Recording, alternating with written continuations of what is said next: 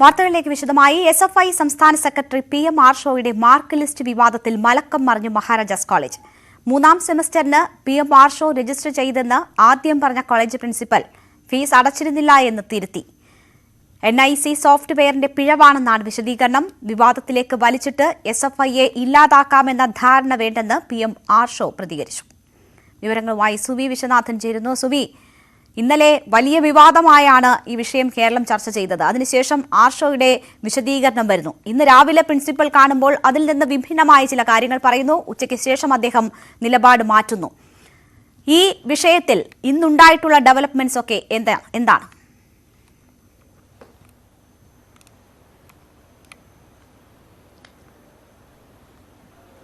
Renuka, SFI സംസ്ഥാന secretary PM ആർഷോയുടെ mark list വിവാദം കൂടുതൽ ചർച്ചയാവുകയാണ്, കൂടുതൽ കടുത്തുകൊണ്ട് വരികയാണ്. ഇന്നലെയും PM ആർഷോയ്ക്ക് അനുകൂലമായിട്ടാണ് മഹാരാജാസ് കോളേജ് പ്രിൻസിപ്പൽ സംസാരിച്ചത്. ഇതിൽ യാതൊരു അട്ടിമറിയും ഇല്ല എന്നായിരുന്നു അദ്ദേഹം പറഞ്ഞിരുന്നത്. സാങ്കേതിക തകരാർ മാത്രമാണ് സംഭവിച്ചത്. NICക്ക് സംഭവിച്ച സാങ്കേതിക തകരാറാണ്, അതുമാത്രമാണ് സംഭവിച്ചത് എന്നായിരുന്നു അദ്ദേഹം പറഞ്ഞത്. എന്നാൽ ഇന്നും അദ്ദേഹം ആദ്യഘട്ടത്തിൽ ഈ മാർക്ക് ലിസ്റ്റ് പ്രസിദ്ധീകരിക്കുന്നതിന് വേണ്ടി, അതായത് ഈ പരീക്ഷയ്ക്ക് ഫീസ് അടച്ചിരുന്നു എന്നായിരുന്നു പ്രിൻസിപ്പാൾ VS ജോയ് ആദ്യം പറഞ്ഞത്. എന്നാൽ മണിക്കൂറുകൾക്കകം തന്നെ അദ്ദേഹം അത് മാറ്റി പറയുന്ന ഒരു സാഹചര്യം കൂടി ഉണ്ടായി. ഏതായാലും ഇതിൽ ഗൂഢാലോചനയുണ്ട് എന്നാണ് PM ആർഷോ ആരോപിക്കുന്നത്. തനിക്കെതിരെയും SFIക്കെതിരെയും ഗൂഢാലോചന നടക്കുന്നു. ആ ഗൂഢാലോചനയുടെ ഫലമായിട്ടാണ് നിലവിലെ ഒരു സാഹചര്യം എന്നാണ് PM ആർഷോ പറയുന്നത്. ഇന്ന് രാവിലെ ആദ്യഘട്ടത്തിൽ പ്രിൻസിപ്പൽ പറഞ്ഞത് ഇതാണ്. ആദ്യം ഫീസ് അടച്ചിരുന്നില്ല എന്നായിരുന്നു. PM ആർഷോ 3ാം സെമസ്റ്റർ പരീക്ഷയ്ക്ക് ഫീസ് അടച്ചിരുന്നില്ല എന്നായിരുന്നു ആദ്യം പ്രിൻസിപ്പാൾ VS ജോയ് പറഞ്ഞത്. എന്നാൽ മണിക്കൂറുകൾ കൊണ്ടാണ് ഇത് മാറ്റിയത്. അക്കൗണ്ട്സ് പരിശോധിച്ചപ്പോഴാണ് ഫീസ് ആർഷോ അടച്ചില്ല എന്ന് കണ്ടെത്തിയത്. മണിക്കൂറുകൾ എടുത്ത് മാത്രമാണ് ഇത് കണ്ടെത്താൻ സാധിച്ചത്. ആർഷോ ഇക്കാര്യത്തിൽ കുറ്റക്കാരനല്ല. രാവിലെ ഇക്കാര്യങ്ങൾ പരിശോധിക്കാതെയാണ് പറഞ്ഞത് എന്നായിരുന്നു പ്രിൻസിപ്പൽ പറഞ്ഞത്. എന്തുകൊണ്ടാണ് ഇത്തരത്തിൽ പരിശോധിക്കാതെ പ്രിൻസിപ്പൽ പറഞ്ഞത് എന്ന് വ്യക്തമല്ല. ഏതായാലും CPM കൂടെ ആർഷോയ്ക്ക് അനുകൂലമായി വന്നിരിക്കുന്ന ഒരു സാഹചര്യമുണ്ട്. മഹാരാജാസ് കോളേജ് പ്രിൻസിപ്പലിന് മുന്നിൽ സമ്മർദ്ദമേറുന്ന ഒരു സാഹചര്യമുണ്ട്. ഇതെല്ലാം ഉണ്ട്. കഴിഞ്ഞ ദിവസവും ഇത് സാങ്കേതിക തകരാർ മാത്രമാണ്, 0 മാർക്കുകളാണ് ആർഷോയ്ക്ക് ലഭിച്ചത്. ആർഷോ പരീക്ഷ എഴുതിയിട്ടില്ല എന്നായിരുന്നു പ്രിൻസിപ്പൽ പറഞ്ഞത്. ഇന്ന് അത് ഫീസ് അടച്ചിരുന്നു, എന്നാൽ പിന്നീട് അത് മാറ്റി ഫീസ് അടച്ചിരുന്നില്ല. പരീക്ഷാ പേപ്പറുകൾ നോക്കിയപ്പോൾ മാത്രമാണ് അത് മനസ്സിലായത് എന്നാണ് പറയുന്നത്. 30-ലധികം വിദ്യാർത്ഥികൾക്ക് ഇത്തരത്തിൽ തെറ്റുകൾ സംഭവിച്ചിട്ടുണ്ട്. സാങ്കേതിക പഴവിൽ നിരവധി തവണ NICയുമായി കോളേജിന് ബന്ധപ്പെടേണ്ടി വന്നിട്ടുണ്ട് എന്നും അദ്ദേഹം പറഞ്ഞു. തനിക്കെതിരെ നടക്കുന്നത് ഗൂഢാലോചനയാണ് എന്നാണ് PM ആർഷോ പറഞ്ഞത്. താൻ പരീക്ഷാ ഫീസ് അടച്ചെന്ന പ്രിൻസിപ്പലിന്റെ പ്രചാരണത്തിൽ അന്വേഷണം നടത്തേണ്ടതുണ്ട്. കോളേജ് പ്രിൻസിപ്പലിന്റെ വീഴ്ചകൾ പരിശോധിക്കണമെന്ന് കാട്ടി ഉന്നത വിദ്യാഭ്യാസ വകുപ്പിന് പരാതി നൽകും എന്നും ആർഷോ പറഞ്ഞു. ഏതായാലും മാർക്ക് ലിസ്റ്റ് വിവാദം ഇപ്പോൾ കടുത്തുകൊണ്ടുവരികയാണ്. ഇതുമായി ബന്ധപ്പെട്ട് KSU ഇന്നൊരു മാർച്ച് നടത്തുകയും അതിൽ ജലപീരങ്കി പ്രയോഗിക്കേണ്ട സാഹചര്യങ്ങൾ ഉൾപ്പെടെ ഉണ്ടാവുകയും ചെയ്തിരുന്നു. ഏതായാലും ഇതിൽ നിന്ന് യാതൊരു തരത്തിലും പിന്നോട്ടില്ല എന്നൊരു നിലപാട് തന്നെയാണ് KSUവും തുടരുന്നത്. നാളെയും KSUവിന്റെ പ്രതിഷേധം ഉണ്ടാകുമെന്നാണ് മനസ്സിലാക്കാൻ സാധിക്കുന്നത്. സുവി വിശ്വനാഥാണ് വിവരങ്ങൾ നൽകിയത്. ഈ വിഷയത്തിൽ പ്രിൻസിപ്പലിനെ ഭീഷണിപ്പെടുത്തിയെന്ന് പ്രതിപക്ഷ നേതാവ് VD സതീശൻ ആരോപിച്ചു. മാർക്ക് ലിസ്റ്റ് വിവാദത്തിൽ SFI സംസ്ഥാന സെക്രട്ടറി PM ആർഷോയെ പിന്തുണച്ച് CPM സംസ്ഥാന സെക്രട്ടറി MV ഗോവിന്ദൻ രംഗത്ത് വന്നു. SFIക്കെതിരെ വലിയ ഗൂഢാലോചന നടക്കുന്നുവെന്നും MV ഗോവിന്ദൻ പറഞ്ഞു. SFI ആണെങ്കിൽ പരീക്ഷ എഴുതേണ്ട എന്നതാണ് കേരളത്തിലെ അവസ്ഥയെന്ന് രമേശ് ചെന്നിത്തല കുറ്റപ്പെടുത്തി. SFIക്കും DYFIക്കും എന്തുമാകാമെന്ന് K സുരേന്ദ്രൻ പറഞ്ഞു. വിശദമായ അന്വേഷണത്തിനകത്ത് നടക്കട്ടെ. ഏതായാലും രാവിലെ പ്രിൻസിപ്പൽ പറഞ്ഞല്ലോ കാര്യം എന്താണെന്ന്. ഉച്ചയായപ്പോൾ ഭീഷണിപ്പെടുത്തി പ്രിൻസിപ്പലിനെ കൊണ്ട് മാറ്റിച്ചു. പിന്നെന്തിനാണ് മഹാരാജാസ് കോളേജ് ഇന്റേണൽ എൻക്വയറി വെച്ചിരിക്കുന്നത്? എന്തിനാ ഈ കേസിൽ ഇന്റേണൽ എൻക്വയറി വെച്ചിരിക്കുന്നത്? SFIയെ കുറ്റപ്പെടുത്തിക്കൊണ്ട് വാർത്തകൾ ചമക്കുന്നതിന്റെ പിന്നിൽ പ്രവർത്തിച്ച കരുത്ത് ശക്തി ആരാണെന്ന് കൃത്യമായിട്ട് അന്വേഷിച്ച് കണ്ടെത്തേണ്ടി. പരീക്ഷ എഴുതാതെ ആരെങ്കിലും ജയിക്കുമോ? അങ്ങനെ ഏതെങ്കിലും ഒരു ലിസ്റ്റ് വരുമോ? അത് SFIയുടെ സംസ്ഥാന സെക്രട്ടറി എന്ന രീതിയിൽ ഒരു സഹാബിൻ്റെ നേരെ ഇത്തരം തികച്ചും തെറ്റായ അസംബന്ധപരമായ ഒരു ആരോപണം ഉന്നയിച്ച് അത് മുഴുവൻ കേരളത്തിലും ലോകത്തും മുഴുവൻ നിങ്ങളെല്ലാം കൂടി ചേർന്ന് വാർത്തയാക്കി SFIയെ കുറ്റപ്പെടുത്തത്തക്ക രീതിയിലുള്ള നിലപാട് നിങ്ങൾ സ്വീകരിച്ചത് തെറ്റായ സമീപനമാണ്. കൃത്യമായ അന്വേഷണം നടത്തി ആവശ്യമായ രീതിയിൽ അത് കണ്ടെത്തണം. തെറ്റായ നിലപാട് സ്വീകരിച്ച ഒരാളെയും പിന്തുണക്കില്ല. തെറ്റായ രീതിയിൽ പ്രചരണം നടത്തുന്ന ഒന്നിന്റെയും പിന്നിൽ നിൽക്കുകയും ചെയ്യില്ല. SFI ആണെങ്കിൽ കോളേജ് യൂണിയൻ തെരഞ്ഞെടുപ്പിൽ മത്സരിക്കേണ്ട, ജയിക്കും. SFI ആണെങ്കിൽ പരീക്ഷ എഴുതേണ്ട, പരീക്ഷ ജയിക്കും. SFI ആണെങ്കിൽ ജോലി കിട്ടാൻ വേണ്ടി PhD എടുക്കേണ്ട, വ്യാജബിരുദം കിട്ടും. എന്താ നമ്മുടെ നാട്ടിൽ നടക്കുന്നത്? വിദ്യാവിജയന്മാർക്കും വീണാ വിജയന്മാർക്കും മാത്രമേ കേരളത്തിൽ രക്ഷയുള്ളൂ എന്ന നിലയിലാണ് കാര്യങ്ങൾ പോകുന്നത്. എവിടേക്കാണ് കേരളം പോകുന്നത്? ഗോവിന്ദൻ മാഷെ പോലുള്ള ഒരാൾ പോലും ഇതിനെ ന്യായീകരിക്കുന്ന ലജ്ജാകരമാണ്. തലകുലിക്കേണ്ടി വരും. ഇങ്ങനെ ചെയ്ത ആളുകളുടെ പേരിൽ നടപടിയെടുക്കാതെ ഇവരെയൊക്കെ വ്യാജ ഡിഗ്രിക്കാരെ പ്രൊട്ടക്ട് ചെയ്യുന്നു. SFIക്കാർക്കും DYFIക്കാർക്കും ഇവിടെ എന്തുമാവാമെന്നുള്ള സ്ഥിതിയാണ്. അവർ പരീക്ഷ എഴുതണ്ട, അവർ മത്സരിക്കണ്ട, അവർക്ക് എല്ലാ സ്ഥാനവും വെള്ളിത്തളികയിൽ വെച്ച് സംസ്ഥാന ഗവൺമെന്റും സർവകലാശാലയും കോളേജ് അധികാരികളും എല്ലാം കൊണ്ടു കൊടുക്കുകയാണ്. പിന്നെ എന്തിനാണ് ഇവിടെ ഭരണം? വ്യാജ സർട്ടിഫിക്കറ്റ് മാർക്ക് ലിസ്റ്റ് വിവാദങ്ങളിൽ നടപടി ആവശ്യപ്പെട്ട് KSU ABVP പ്രതിഷേധം. ഗവർണർക്ക് ഇരു സംഘടനകളും പരാതി നൽകി. KSUവിന്റെ നേതൃത്വത്തിൽ മഹാരാജാസ് കോളേജിലേക്ക് മാർച്ച് നടത്തി. വിശദമായ അന്വേഷണം ആവശ്യപ്പെട്ട് DGPക്ക് KSU സംസ്ഥാന പ്രസിഡന്റ് പരാതി നൽകി.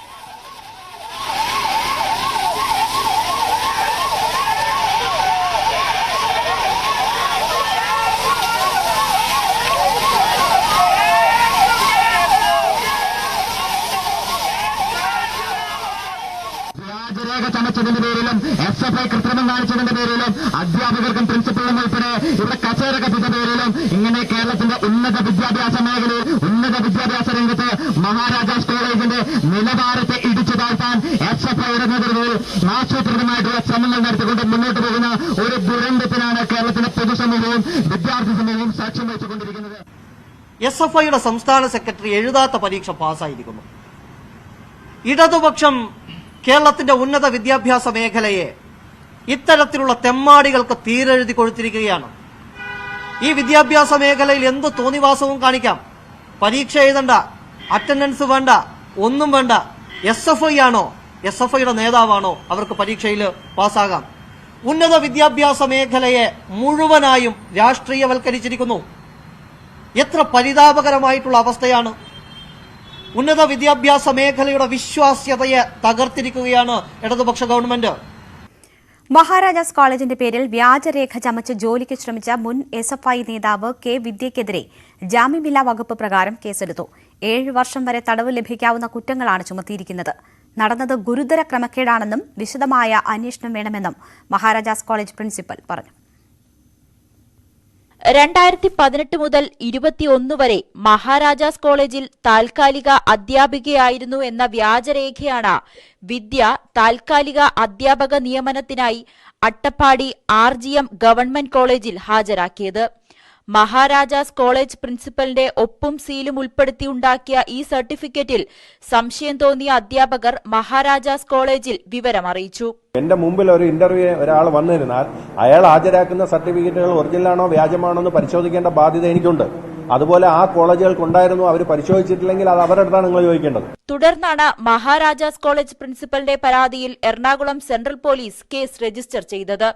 ഇവിടെ നിന്ന് ആരുടെയെങ്കിലും സഹായം ലഭിച്ചതായി അറിയില്ലെന്നും ഇത്തരത്തിൽ മഹാരാജാസിന്റെ പേരിൽ വേറെ ആരെങ്കിലും തട്ടിപ്പ് നടത്തിയിട്ടുണ്ടോ എന്ന് അന്വേഷിക്കണമെന്നും കോളേജ് പ്രിൻസിപ്പൽ VS ജോയ് പറഞ്ഞു. റിസൾട്ട് വരാത്ത ഒരാള് ഇവിടെ ഗസ്റ്റായിട്ട് വർക്ക് ചെയ്തെന്ന് പറഞ്ഞ സർട്ടിഫിക്കറ്റ് ഉണ്ടാക്കി കൊടുക്കാൻ മാത്രം ഇവിടെ നിന്ന് ആരുടെയും സഹായം കിട്ടിയതായിട്ട് എന്നെ ഈ പ്രാഥമിക അന്വേഷണത്തിലില്ല. കേസുമായി ബന്ധപ്പെട്ട് മഹാരാജാസ് കോളേജ് പ്രിൻസിപ്പലിൽ നിന്നും കൊച്ചി സെൻട്രൽ പോലീസ് മൊഴിയെടുത്തു. അതേസമയം കേസ് അഗളി പോലീസിന് കൈമാറിയേക്കും. വിവാദങ്ങൾക്ക് പിന്നാലെ വിദ്യയുടെ മൊബൈൽ ഫോൺ സ്വിച്ച് ഓഫ് ആണ്. ന്യൂസ് 18 കൊച്ചി. വ്യാജ പരിചയ സർട്ടിഫിക്കറ്റ് നിർമ്മിച്ച് ഗസ്റ്റ് അധ്യാപക നിയമനം നേടിയ വിദ്യ കെയുടെ റിസർച്ച് ഗൈഡ് പിന്മാറി. കാലടി സർവകലാശാലയിലെ റിസർച്ച് ഗൈഡായ മലയാളം വിഭാഗം മേധാവി ഡോക്ടർ ബിച്ചു എക്സ് മലയിലാണ് പിന്മാറിയത്. മൂല്യബോധമില്ലാത്ത പ്രവണത കണ്ടുനിൽക്കാനാവില്ലെന്ന് വിദ്യക്കെതിരെ അന്വേഷണം നടത്തണമെന്നും ഡോക്ടർ ബിച്ചു ന്യൂസ് 18നോട് പറഞ്ഞു. രാജിവെച്ചല്ല, എനിക്ക് ഇങ്ങനൊരു വിവാദത്തിൽപ്പെട്ട കുട്ടിയുടെ മാർഗദർശി ആയിരിക്കാൻ താല്പര്യമില്ല എന്ന് പറഞ്ഞ് ഞാൻ യൂണിവേഴ്സിറ്റിക്ക് കത്ത് കൊടുത്തായിരുന്നു ഇന്ന് രാവിലെ. കാരണം ഇതൊരു ക്രിമിനൽ ഒഫൻസ് ആണല്ലോ. ക്രിമിനൽ അപ്പൊ ഞാൻ ഇങ്ങനെ എഴുതിയിരിക്കുന്നത് കുറ്റാരോപിത ആയതിനാൽ നിയമപരമായി നിരപരാധിത്വം വെളിപ്പെടുത്തുന്നത് വരെ വിദ്യാർത്ഥിയുടെ ഗൈഡായിട്ടിരിക്കും. മേൽനോട്ടം നൽകാൻ മേൽനോട്ടം നിർവഹിക്കാൻ താല്പര്യമില്ല എന്നുള്ള വിവരം അറിയിക്കുന്നതുള്ളത്. വിദ്യയ്ക്ക് SFIയുമായി അടുത്ത ബന്ധം. പഠനകാലത്ത് SFI പാനലിൽ മത്സരിച്ച് വിജയിച്ച വിദ്യ യൂണിവേഴ്സിറ്റി യൂണിയൻ ജനറൽ സെക്രട്ടറിയായും ക്ലാസ് റെപ്പായും തെരഞ്ഞെടുക്കപ്പെട്ടിട്ടുണ്ട്. ഡിവൈഎഫ്ഐയുടെ യുവധാര യൂത്ത് ലിറ്ററേച്ചർ ഫെസ്റ്റിവലിൽ വിദ്യ പ്രമുഖർക്കൊപ്പം വേദി പങ്കിട്ടു.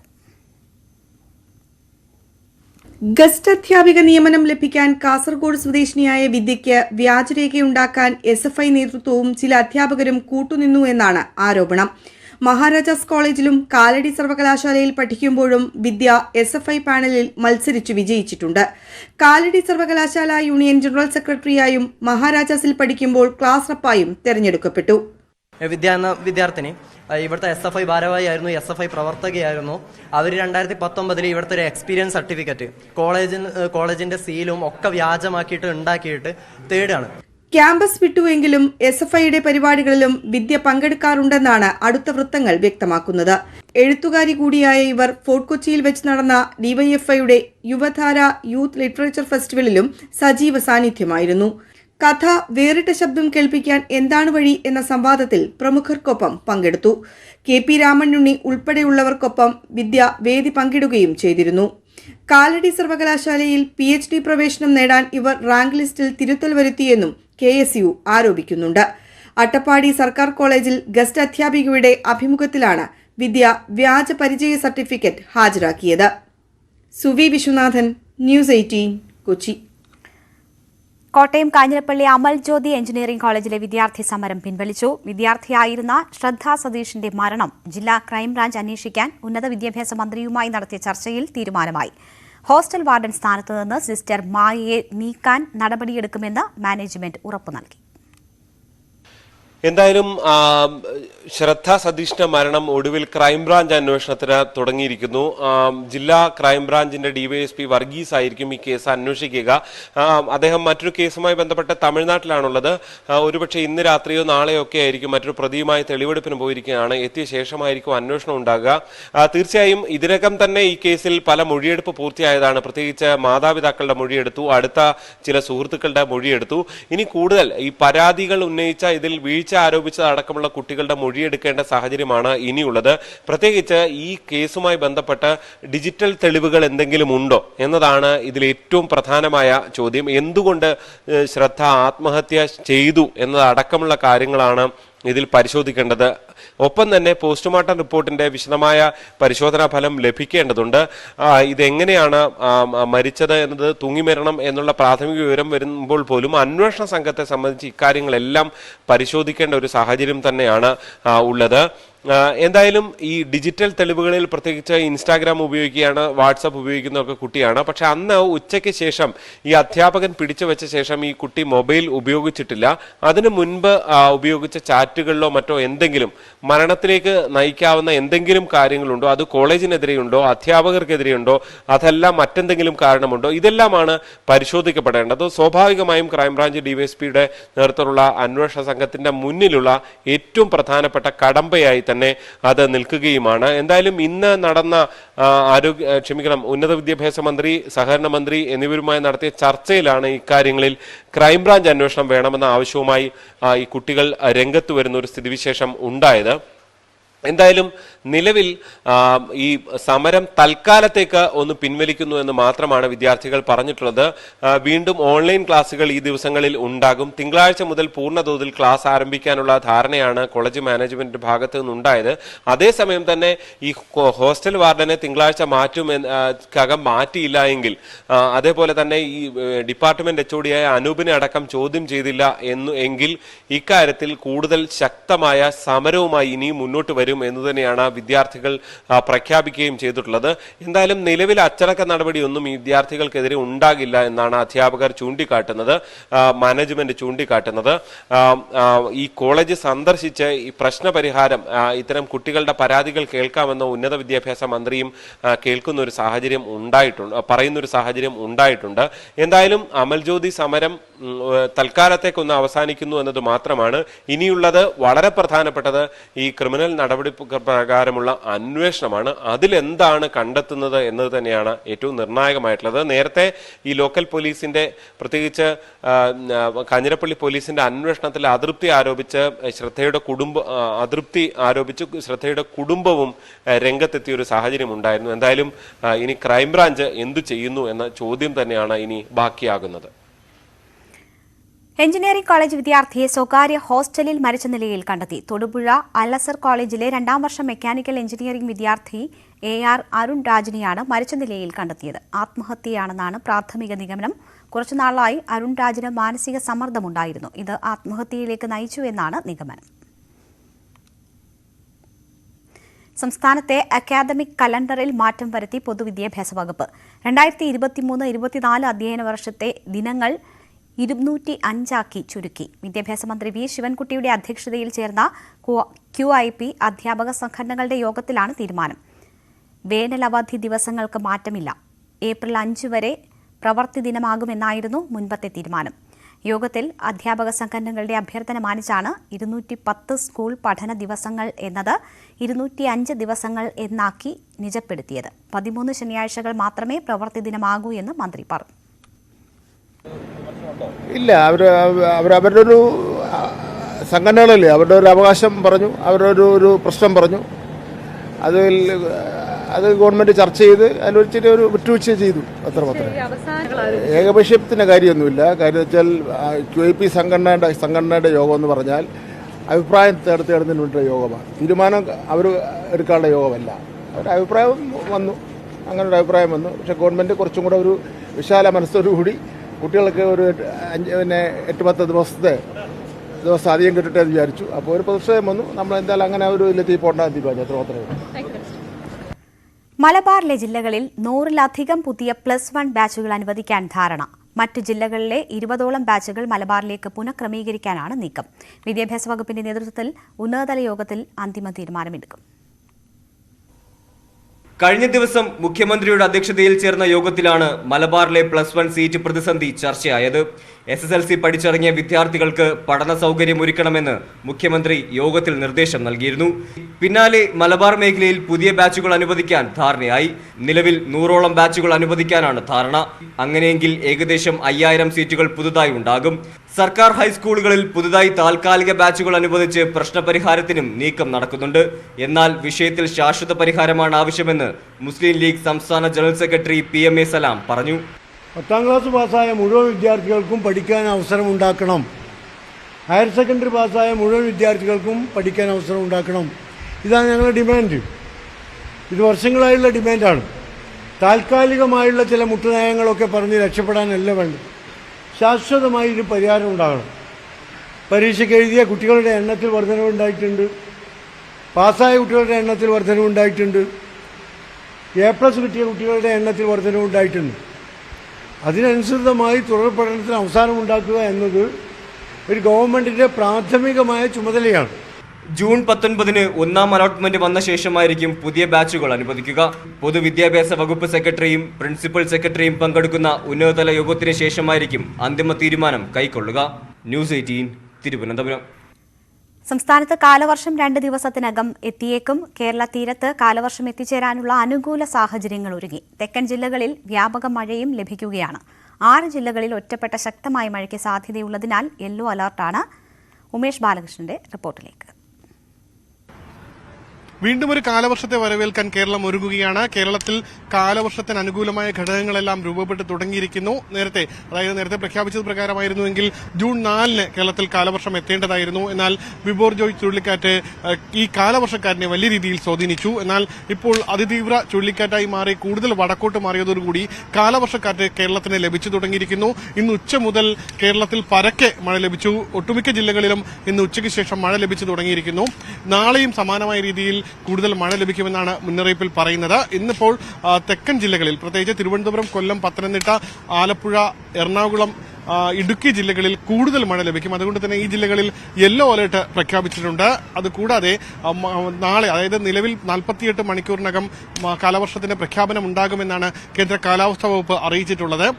അതിനുവേണ്ടിയുള്ള സാഹചര്യങ്ങൾ ഒരുങ്ങിക്കഴിഞ്ഞു. നേരത്തെ തന്നെ അറബിക്കടലിൽ മേഘാവൃതമായിരുന്നു. പക്ഷേ നേരത്തെ പറഞ്ഞതുപോലെ ചുഴലിക്കാറ്റ് കാലവർഷക്കാറ്റിനെ സ്വാധീനിച്ചതോടുകൂടി ആ മേഘങ്ങൾ കേരളത്തിലേക്ക് എത്തി മഴയായി ലഭിക്കാത്ത ഒരു സാഹചര്യം ഉണ്ടായിരുന്നു. എന്നാൽ ആ സാഹചര്യം മാറി വീണ്ടും കാറ്റ് ലഭിച്ചു തുടങ്ങിയിരിക്കുന്നു. ഇനി പൂർത്തിയാകേണ്ട ഒരു മാനദണ്ഡം എന്ന് പറയുന്നത് തിരുവനന്തപുരം മുതൽ മംഗലപുരം വരെ 14 കേന്ദ്രങ്ങളിൽ 8 കേന്ദ്രങ്ങളിൽ തുടർച്ചയായ 2 ദിവസം 2.5 മില്ലിമീറ്റർ മഴ തുടർച്ചയായി 2 ദിവസം ലഭിക്കണമെന്നുള്ളതാണ്. അത് ഇന്ന് ചില സ്ഥലങ്ങളിൽ ലഭിച്ചു കഴിഞ്ഞു, ചില സ്റ്റേഷനുകളിൽ ലഭിച്ചു കഴിഞ്ഞു. നാളെയും സമാനമായ രീതിയിൽ ഈ 2.5 മില്ലിമീറ്റർ മഴ ലഭിച്ചു കഴിഞ്ഞാൽ മറ്റന്നാൾ അല്ലെങ്കിൽ നാളെ വൈകിട്ടോടുകൂടി തന്നെ കാലവർഷത്തിന്റെ ഔദ്യോഗിക പ്രഖ്യാപനം ഉണ്ടാകാനും സാധ്യതയുണ്ട്.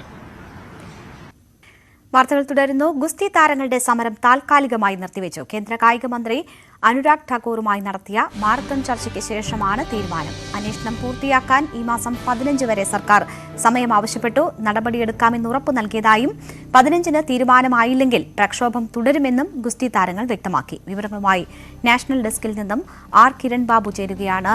കിരൺ, മണിക്കൂറുകൾ നീണ്ട ചർച്ചയ്ക്ക് ശേഷമാണ് ഇത്തരമൊരു തീരുമാനം പുറത്തുവരുന്നത്. താൽക്കാലികമായി സമരം നിർത്തിവെക്കാനാണ് താരങ്ങൾ തീരുമാനിച്ചിരിക്കുന്നത്. എന്തൊക്കെ ഉറപ്പുകളാണ് താരങ്ങൾക്ക് സർക്കാർ നൽകിയത്?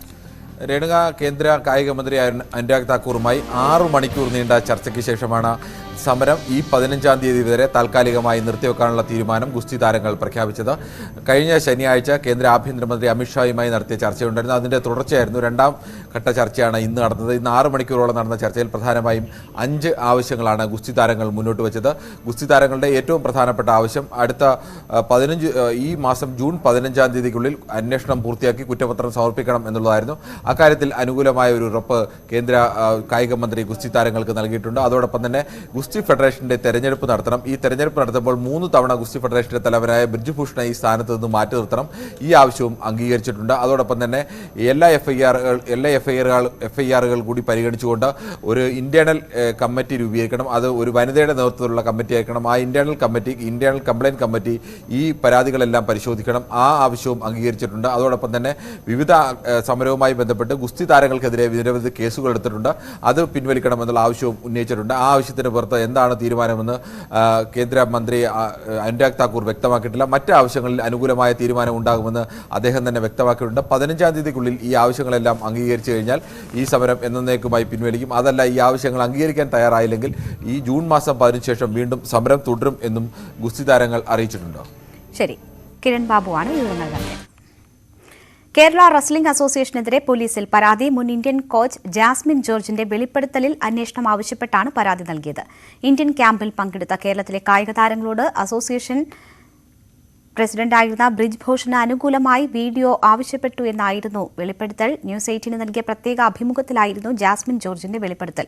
കേസിൽ പ്രതിസ്ഥാനത്തുള്ള ബ്രിജ്ഭൂഷൺ ശരൺ സിംഗിനെ സഹായിക്കുന്നതിന് തെറ്റായ തെളിവ് ശേഖരിച്ചു എന്നാണ് പരാതി. കൂടാതെ ബ്രിജ്ഭൂഷണെതിരായ കേസ് ദുർബലപ്പെടുത്താൻ കേരള റെസ്ലിംഗ് അസോസിയേഷൻ ശ്രമിച്ചുവെന്നും ഫെഡറേഷൻ സെക്രട്ടറി VN പ്രസൂദിന്റെ പ്രേരണയുണ്ടെന്നും പരാതിയിൽ പറയുന്നു. സുപ്രീംകോടതി അഭിഭാഷകനായ സുഭാഷ് M. തീക്കാടിനാണ് മെഡിക്കൽ കോളേജ് പോലീസ് സ്റ്റേഷനിൽ പരാതി നൽകിയത്. പരാതിയുടെ പകർപ്പ് ന്യൂസ് 18 ലഭിച്ചു.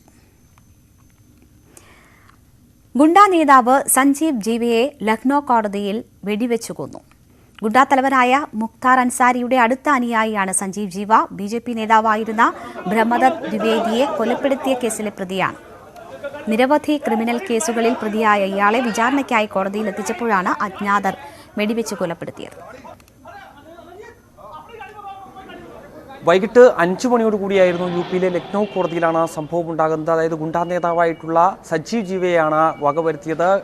ഈ അക്രമികൾ അഭിഭാഷക വേഷത്തിലാണ് കോടതിക്കുള്ളിലേക്ക് കയറിയത്. വലിയ സുരക്ഷാ സംവിധാനങ്ങളൊന്നും തന്നെ ഇത്രയും വലിയ അക്രമ സംഭവങ്ങൾ ഇതിനിടെ, അതായത് കഴിഞ്ഞ 1 മാസത്തിനിടെ ഇത് 2ാം സംഭവമാണ് ഇത്തരത്തിൽ ഗുണ്ടാ നേതാക്കൾക്കെതിരെ അക്രമികൾ വെടിയുതിർക്കുന്ന തരത്തിലേക്ക് കാര്യങ്ങൾ പോകുന്നത്. നേരത്തെ ഏപ്രിൽ 15-ന് അദിഖ് അഹമ്മദിനെയും ഒപ്പം തന്നെ സഹോദരൻ അഷ്റഫിനെയും ഇതേ രീതിയിൽ, അതായത് പൊതുമധ്യത്തിൽ പോലീസുകാരുടെ മുന്നിൽ വെച്ച് തന്നെ വെടിവെച്ച് കൊലപ്പെടുത്തുന്ന ഒരു സാഹചര്യമുണ്ടായിരുന്നു. അതിന് പിന്നാലെയാണ് വീണ്ടും UP ഞെട്ടിച്ചുകൊണ്ട് ഈ ക്രമസമാധാന നില തന്നെ തകർന്നു എന്ന SP ഉൾപ്പെടെയുള്ള പാർട്ടികൾ മുന്നോട്ട് വെക്കുമ്പോൾ അത്തരത്തിലുള്ള ഒരു വിമർശനം ഉന്നയിക്കുന്ന സാഹചര്യത്തിൽ കൂടി വീണ്ടും ഒരു അക്രമ സംഭവം ഉണ്ടാകുന്നത്, അതും കോടതിക്കുള്ളിൽ വെച്ചുകൊണ്ട് തന്നെയാണ് ഇത്തരത്തിലുള്ളൊരു കൊലപാതകം നടക്കുകയും ചെയ്ത് പിന്നീട് ഈ അക്രമികൾ അവിടെ നിന്ന് രക്ഷപ്പെട്ടു പോയിട്ടുണ്ട് എന്ന് തന്നെയാണ് നമുക്ക് മനസ്സിലാക്കാൻ സാധിക്കുന്നത്. അത്തരത്തിലുള്ള വിവരങ്ങൾ തന്നെയാണ് പോലീസും പങ്കുവെക്കുകയും ചെയ്യുന്നത്. ഇവർക്കെതിരെ അതായത് ഈ കുറ്റക്കാരായിട്ടുള്ളവരെ ഉടൻ തന്നെ പിടികൂടുമെന്നാണ് UP പോലീസ് വ്യക്തമാക്കുകയും ചെയ്തിരിക്കുന്നത്. എന്തായാലും മറ്റൊരു പ്രധാനപ്പെട്ട കാര്യം, ഈ ഒരു ഗുണ്ടാ തലവൻ കൂടിയാണ് ഈ ഒരു സജീവ് ജീവ. അദ്ദേഹം നേരത്തെ ഇപ്പോൾ ജയിലിൽ കഴിയുന്ന മുക്താഖ് അൻസാരിയുടെ അടുത്ത അനുയായി കൂടിയായിരുന്നു. ഒപ്പം തന്നെ 2018 ഈ BJP MLA കൂടിയായിരുന്ന ദ്വിവേദിയെ കൊലപ്പെടുത്തിയ കേസുമായി ബന്ധപ്പെട്ടാണ് അദ്ദേഹത്തിന് ഇന്ന് വിചാരണയ്ക്കായി കൊണ്ടുവന്നത്. മറ്റ് നിരവധി കേസുകളുമായി ബന്ധപ്പെട്ട് അതിൻ്റെ വാദം നടക്കുന്നതിന് വേണ്ടിയാണ് അദ്ദേഹത്തെ കോടതിയിലെത്തിച്ചത്. ഈ ഒരു വേളയിൽ കൂടിയാണ് ഈ ഒരു അക്രമ സംഭവം ഉണ്ടായത്. എന്തായാലും കഴിഞ്ഞ ഒരു മാസത്തിന് ശേഷം ഉണ്ടാകുന്ന രണ്ടാമത്തെ വെടിവെപ്പാണ് ഇപ്പോൾ UPയെ സംബന്ധിച്ചുണ്ടായിരിക്കുന്നത്. എന്തായാലും ക്രമസമാധാന നില അടക്കം തകർന്നു. ഇക്കാര്യത്തിൽ കൃത്യമായ അന്വേഷണം വേണം. ഒപ്പം തന്നെ എന്തുകൊണ്ട് സുരക്ഷാ നടപടികൾ സ്വീകരിക്കുന്നില്ല തുടങ്ങിയ വിമർശനങ്ങൾ ഒരു കോണിൽ നിന്ന് ഉയരുകയും ചെയ്യുന്നു. കോടതി വളപ്പിലുണ്ടായ ഈ ഒരു അക്രമ സംഭവത്തിൽ അഭിഭാഷകരും വലിയ രീതിയിലുള്ള പ്രതിഷേധത്തിലായിരുന്നു. അവർ കുത്തിയിരുന്ന് പ്രതിഷേധിക്കുകയും ചെയ്തു. പിന്നെ ഉന്നത ഉദ്യോഗസ്ഥരടക്കം എത്തിയതിനു ശേഷം അനുനയിപ്പിച്ചതിന് ശേഷമാണ് ഈ പ്രതിഷേധത്തിനും കെട്ടടങ്ങിയിരിക്കുന്നത്. എന്തായാലും അന്വേഷണം പോലീസ് ഊർജിതമാക്കിയിട്ടുണ്ട്. MG മിഥുന്റെ റിപ്പോർട്ടാണ് കണ്ടത്. മറ്റൊരു വാർത്തയിലേക്ക്. അമ്പൂരി രാഖി മോൾ വധക്കേസിൽ 3 പ്രതികളും കുറ്റക്കാരെന്ന് കോടതി. സൈനികനായിരുന്ന അഖിൽ, സഹോദരൻ രാഹുൽ, കൂട്ടുകാരൻ ആദർശ് എന്നിവരാണ് പ്രതികൾ. ഈ മാസം 9-ന് ശിക്ഷ വിധിക്കും. രാഖിയുടെ സുഹൃത്താണ് 1-ാം പ്രതി അഖിൽ. പ്രണയബന്ധത്തിൽ നിന്ന് ഒഴിവാക്കാനാണ് അഖിൽ കൊലപാതകം ആസൂത്രണം ചെയ്തത്. കൊലപാതകം നടന്ന് 4-ാം വർഷമാണ് അമ്പൂരി രാഖിമോൾ വധക്കേസിൽ വിധി പറയുന്നത്. കേസിൽ പ്രതി ചേർക്കപ്പെട്ട 3 പേരും കുറ്റക്കാരാണെന്ന് തിരുവനന്തപുരം 6-ാം അഡീഷണൽ ജില്ലാ സെഷൻസ് കോടതി വിധിച്ചു. ശിക്ഷ ഈ മാസം 9-ന് വിധിക്കും. കൊലപാതകം, തെളിവ് നശിപ്പിക്കലടക്കമുള്ള കുറ്റങ്ങൾ പ്രതികൾ ചെയ്തതായി കോടതി കണ്ടെത്തി. അമ്പൂരി സ്വദേശികളായ അഖിൽ, സഹോദരൻ രാഹുൽ, ഇരുവരുടെയും സുഹൃത്ത് ആദർശ് എന്നിവരാണ് കേസിലെ പ്രതികൾ. 2019 ജൂണിലായിരുന്നു കേരളത്തെ നടുക്കിയ നിഷ്ഠൂര കൊലപാതകം. തിരുവനന്തപുരം പൂവാർ സ്വദേശി രാഖിമോളാണ് കൊല്ലപ്പെട്ടത്. കൊച്ചിയിൽ കോൾ സെന്ററിലായിരുന്നു രാഖിക്ക് ജോലി. സൈനികനായ അഖിലുമായി അടുപ്പത്തിലായിരുന്നു. അഖിലിന് മറ്റൊരു വിവാഹാലോചന വന്നപ്പോൾ രാഖി തടസ്സമാണെന്ന് കണ്ടാണ് കൊലപാതകം ആസൂത്രണം ചെയ്തതെന്ന് കുറ്റപത്രത്തിൽ പറഞ്ഞു. പൂവാറിൽ നിന്ന് രാഖിയെ അമ്പൂരിയിൽ പുതുതായി വെക്കുന്ന വീട് കാണിക്കാമെന്ന് പറഞ്ഞാണ് അഖിൽ വിളിച്ചു വരുത്തിയത്. നെയ്യാറ്റിൻകരയിലെത്തിയ രാഖിയെ അഖിലും രാഹുലും കാറിൽ കയറ്റി അമ്പൂരിയിലേക്ക് കൊണ്ടുപോയി. ആളൊഴിഞ്ഞ ഭാഗത്ത് വെച്ച് ഇരുവരും കഴുത്തിൽ കയർ മുറുക്കി രാഖിയെ ശ്വാസം മുട്ടിച്ച് കൊലപ്പെടുത്തി. പിന്നീട് വീട് പണി നടക്കുന്നതിനടുത്ത് നേരത്തെ തന്നെ തയ്യാറാക്കിയ കുഴിയിൽ മൃതദേഹം മറവ് ചെയ്തു.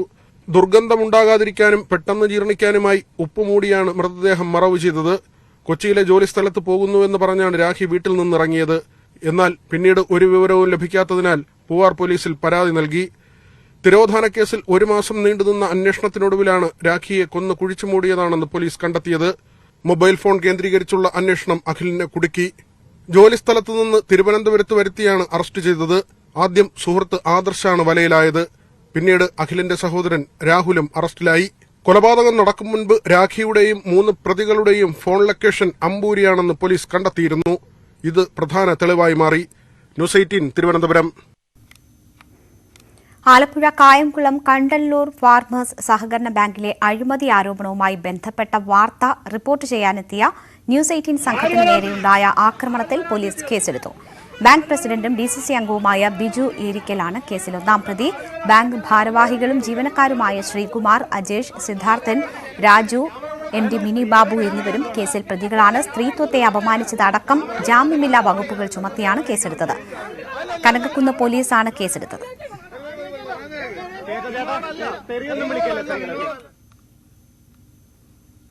വാർത്തകൾ തുടരുന്നു. ഓവലിൽ കലാശപ്പൂർ.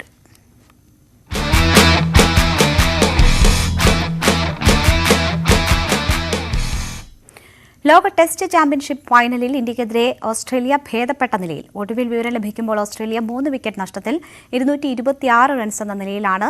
സ്റ്റീവൻ സ്മിത്തും ഡ്രാവിസ് ഹെഡുമാണ് ക്രീസിൽ. ഇന്ത്യയ്ക്ക് വേണ്ടി മുഹമ്മദ് ഷമി, മുഹമ്മദ് സിറാജ്, ഷർദുൽ താക്കൂർ എന്നിവർ ഓരോ വിക്കറ്റ് വീതം വീഴ്ത്തി. വിവരങ്ങളുമായി MG മിഥുൻ ചേരുകയാണ്. മിഥുൻ, എങ്ങനെയാണ് മത്സരം പുരോഗമിക്കുന്നത്? ഏറ്റവും ഒടുവിൽ ലഭിക്കുന്ന വിവരങ്ങൾ എന്താണ്? ലോക ടെസ്റ്റ് ചാമ്പ്യൻഷിപ്പിൽ കിരീടം ലക്ഷ്യം വെച്ചുകൊണ്ട് തന്നെയാണ് ഇരു ടീമുകളും ഇന്ന് മുന്നിട്ടിറങ്ങിയത്. ആദ്യം ടോസ് നേടിയ ഇന്ത്യ ഓസ്ട്രേലിയയെ ബാറ്റിങ്ങിന് അയക്കുകയായിരുന്നു. ആദ്യ സെഷനിൽ തന്നെ ഇന്ത്യ പിടിമുറുക്കുകയും ചെയ്തു. അതായത് സ്കോർ ബോർഡിൽ 2 റൺ എത്തിയപ്പോൾ തന്നെ അവരുടെ ഓപ്പണർ ഖ്വാജയെ മടക്കാൻ സാധിച്ചു. പിന്നീട് ലംബുഷെയ്നും ഒപ്പം തന്നെ ഡേവിഡ് വാർണറും നടത്തിയ ഒരു പോരാട്ടം അത് വലിയ രീതിയിൽ തകർന്നറിയുമായിരുന്ന ഓസ്ട്രേലിയ ആദ്യ സെഷനിൽ മികച്ചൊരു സ്കോറിലേക്ക് എത്തിക്കാൻ സാധിച്ചുവെങ്കിലും ആ കൂട്ടുകെട്ട് പിന്നീട് പൊളിക്കുകയും ചെയ്തു. ആ രീതിയിൽ ഫസ്റ്റ് സെഷനിൽ 73 റൺസിന് 3 വിക്കറ്റ് എന്ന നിലയിലേക്ക് ഓസ്ട്രേലിയ എത്തുകയും ചെയ്തു. അത്തരത്തിലൊരു മേൽക്കേ ഇന്ത്യക്കുണ്ടായിരുന്നു. പക്ഷേ ഇപ്പോൾ മൂന്നാം സെഷനിലേക്ക് കടന്നപ്പോൾ 226 റൺസിലേക്ക് ഓസ്ട്രേലിയ എത്തിയിരിക്കുന്നു.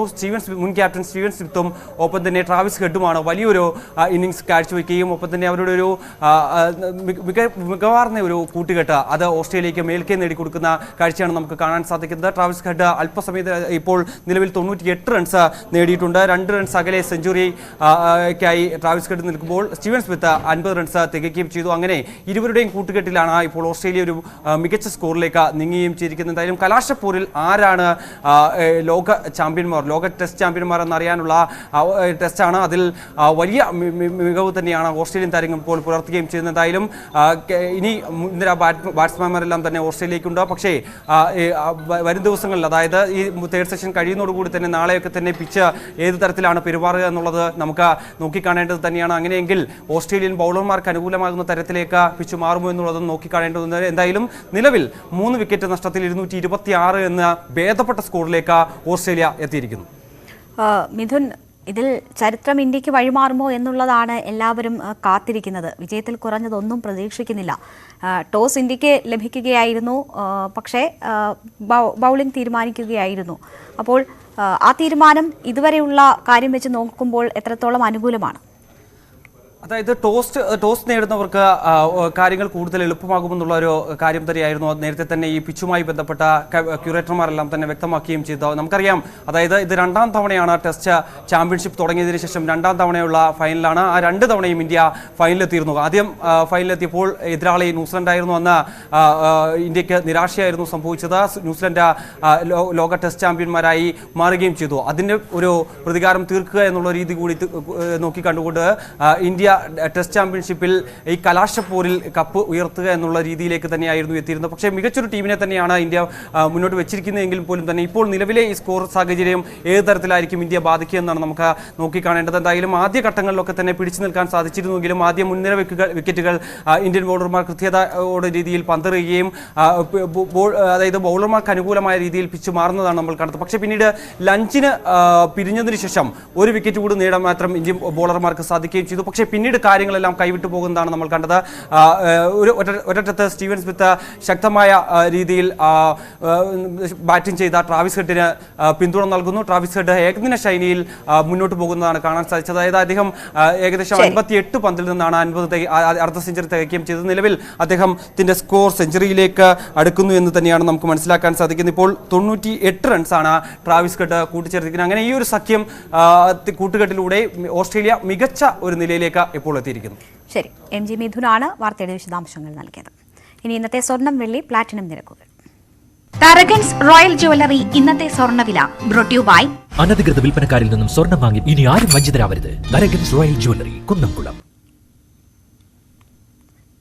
സ്വർണം ഗ്രാമിന് 5550 രൂപ, പവന് 44,400 രൂപ, വെള്ളി ഗ്രാമിന് 78 രൂപ, കിലോയ്ക്ക് 78,000 രൂപ, പ്ലാറ്റിനം ഗ്രാമിന് 3615 രൂപ. തരകൻസ് റോയൽ ജ്വല്ലറി ഇന്നത്തെ സ്വർണ്ണവില ബ്രോട്ട് യു ബൈ അനധികൃത വിൽപ്പനക്കാരിൽ നിന്നും സ്വർണം വാങ്ങി ഇനി ആരും വഞ്ചിതരാവരുത്. Tharakans royal jewellery, Kunnamkulam. വാർത്തകൾ വിശദമായി പൂർണ്ണമാകുന്നു. നമസ്കാരം.